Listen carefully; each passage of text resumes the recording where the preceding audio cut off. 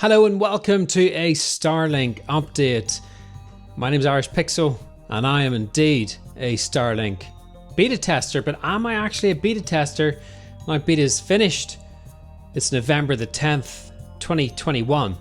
At this point I'd say roll the intro, but I don't have one anymore because I deleted my templates by accident, so I'll have to make one of those. Anyway, in today's episode I'm going to be covering some real world usage. If you're on the fence about Starlink, or you're not sure whether you're going to get it or whether it's right for you, hopefully this video will help. I'm also going to touch on things like SkyQ. People have mentioned SkyQ, and I appreciate the people outside the UK are going to go, what's SkyQ? Well, it's like the TV service that we have here. Massive premium on it, very expensive, but it's mainly run off internet now, so that's pretty important. I'm going to also give you an update on what it now means to be out of beta as an end user, and it's made some weird stuff happen, like quite exciting stuff. Don't get me wrong, speed tests are running in the corner as usual, and here is the current firmware that we are on.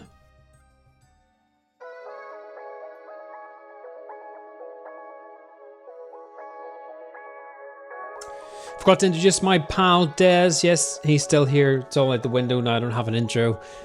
He is my Starlink router, in case you're wondering, and I haven't used him. I plugged him in once or twice for a laugh.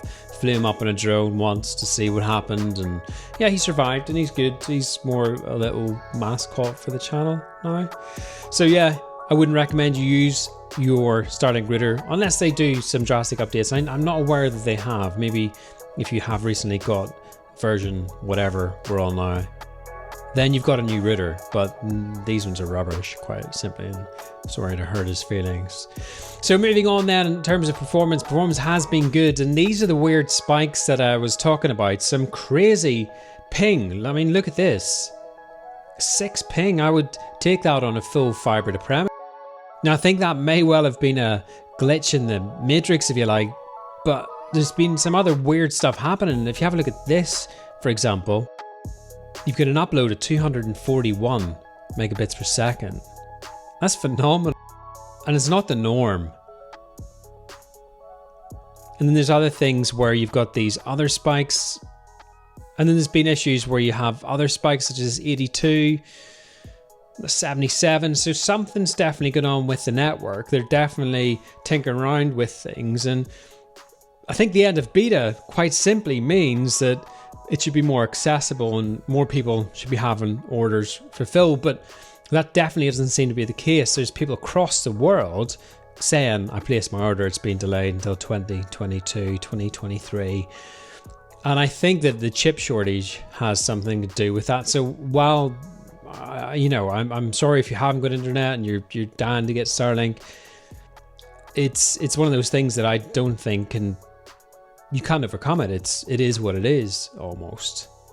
So that brings me on to the topics that I wanted to share with you today, and I've tried to give some real world tests. So the first thing is going to be apps, and then I'll go through the rest of the bits and pieces. So here are the conditions for this download test. That's my router and my very tidy desk. Don't judge me. So Among Us, 518 megabytes. Now the thing that I've realized with the App Store is that as soon as it gets to 3/4, that's when it's finished downloading. The rest is installation onto the device. So this update is pretty close to completion. There, 1606. And that's pretty good for a file that size. Now I wanted to see whether that was coming directly, I know this probably sounds obvious, but whether that's come directly from the App Store or another server. So I tried Google to see what we get there, and that's 4.14 seconds. And that was quite a big file. That was 263.6 megabytes.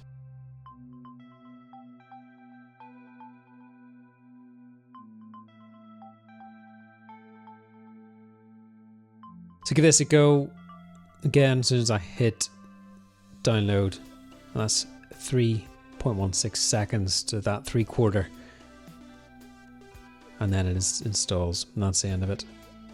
So it's really quick. So I'm moving on now to the Xbox, and I decided to give Fortnite and generally game updates to see what they look like in real time.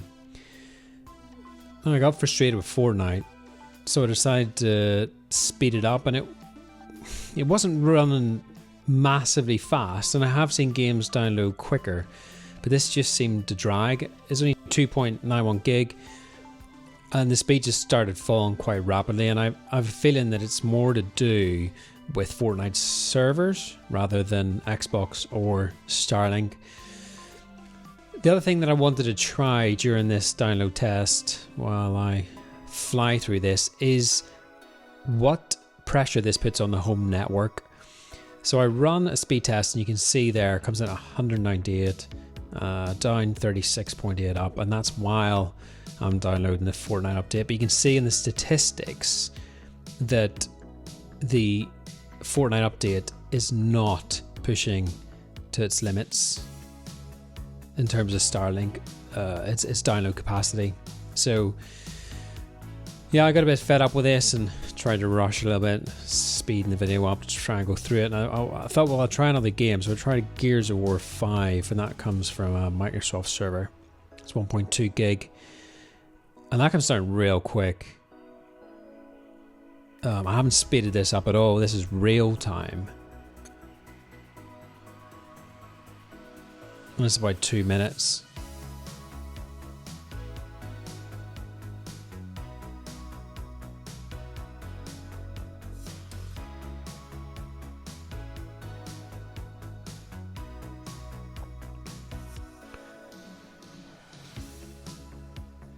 So I think that's fairly impressive. You can see the speed sitting around 90 to 100 megabits per second, jumps around a bit, sometimes jumps up to close to 150 actually.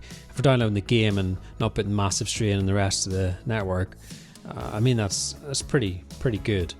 Then lastly, I give Flight Simulator a go to see how that performs, and again it's coming in quite high. So pause Fortnite at 56%, and I'm not so sure that the Fortnite servers are the best. Actually, I think somebody's commented on that before.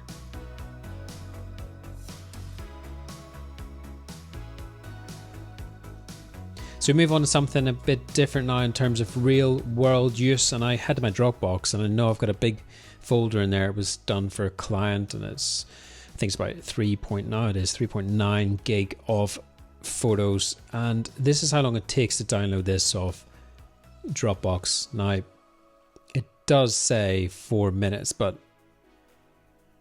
I'm certain it's a bit longer. Didn't seem like 4 minutes, so I'll speed this up and you can see for yourself how long this takes.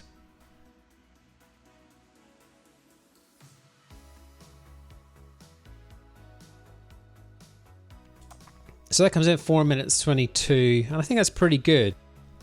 So the next thing I'm going to share with you is my setup here. I've got about an acre of Wi-Fi coverage, and this is how I've done it. So this is my power brick here, and that goes straight into the back of the Asus GT-AX 1100. So that's the main heart of my network, if you like.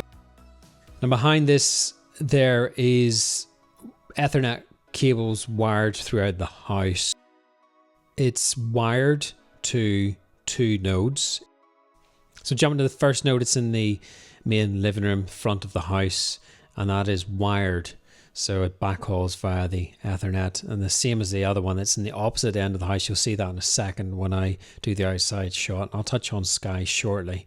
I know some people have said they've issues with Sky Q. So going outside, you see Starlink in the roof, and this is a third node here, and that is completely wireless. So I use this to cover things like the garden. To the right of that shot, I've got gym equipment, which I use quite a lot actually. I love it in there. It's like my little man cave, if you like, very messy man cave. But that little node is completely wireless. So if I give you an idea of scale in terms of where these nodes are. So you've got the main router, which is in here. Then you've got the other wired, the XT8, and that's the front of the house beneath the Starlink, which is irrelevant because it's not connected to the Starlink as such. Then at the rear of the house, you have the other node, the other XT8. So once you get outside, you start to get a scale of what's going on, and I'll show you here where the nearest node for this last outside node is. So that's the garage, man cave if you like, router in there. And the next one is in here, which is an outside shed. And again, this is completely wireless. There's no wired network across here. I couldn't lay cables across the paths, and it was way too much hassle. But these XT8s and the Asus stuff seems to run pretty well, and that sits nice and high in there. Don't know if that makes a difference. It's outside, so Wi-Fi doesn't really travel very well outside anyway, unless you've got a designated outside radio transmitting router, and that's certainly an area I don't really know about. But what this enables me to do is cast my Starlink, my service if you like, over here to the barn area, and this is where we have kitchen, outside doos, various other things going on here, little fire pits, and it's really cool. Also, you notice there's a hammock to the right of that shot, and able to sit in this hammock in the summer, which is pretty nice, and get a decent speed. So you can see in terms of scale where we are, distance from the house, behind that laurel to the left, that's where that outside node is, and it works pretty well. So coming back to the Sky stuff, this is the front of the house, and this is where the main Sky Q box is. So this router is wired, and the Sky Q box is wired directly into that. Now, people have said they've had issues or asked questions, has there been issues with Sky Q and Starlink? And I can say there hasn't been, as far as I'm aware. Now, one thing I have found is that sometimes my Asus can play up, and I think that's whenever updates come down, and a reset of the whole network will resolve the problem. So I'm able to get Sky in pretty much every room of the house. None of the other boxes, apart from one in the kitchen, are wired in. There's one upstairs, and that seems to work really well. So that is the Sky setup. So there you have it. You might notice on the speed test that I was running, they're quite good. I mean, they're hitting over 300, and that seems to be a common theme now. It's going a lot higher than it was. I've noticed over the last week in particular on this current firmware, and also the firmware before, that the speed's ramped up almost overnight, and upload speed has been hitting real highs. You know, we're pulling in tests at 50, like constant 50 megabits per second. It's been really good. So I think it's amazing for us people like myself who are remote, who can't get fiber to premises. This is the perfect internet solution, in my opinion. I wouldn't be without it now, and I'm 8-9 months or whatever in. I probably lost count of my months, but I wouldn't change it. I really enjoy the service. I think it's strong. There's very few out times. My calls don't drop. Internet conferences don't drop, and I've also found that my main frustration with Facebook, where things would buffer all the time, that's become less. It still does it, and I think that may well be an issue, and there's been a bit of pass the buck going on here with Starlink and Facebook. That's still present. It's still there. It could be just buggy firmware. I don't know, but that's where my gripes lie, and that's not bad if you think about it. So there you have it. I hope that has been informative. That is the real world test, real user experience of Starlink. I do rate it. I rate it more highly than I did last month. I was really frustrated with it, especially as we were coming towards the end of beta, and I was seeing speeds were low, and it was just challenging. And now things have really picked up. You can see what they were working on, stability and ping, and driving things down where ping doesn't spike as much as it used to, and it's just a better feel. It's a nice quality, and yeah, I look forward to future updates. I look forward towards the end of this year, and I think that we're going to see some vast improvements as we go forward. So there you have it. I hope that has been useful. Whatever you do for the rest of the day, have a good one, and I will catch you later.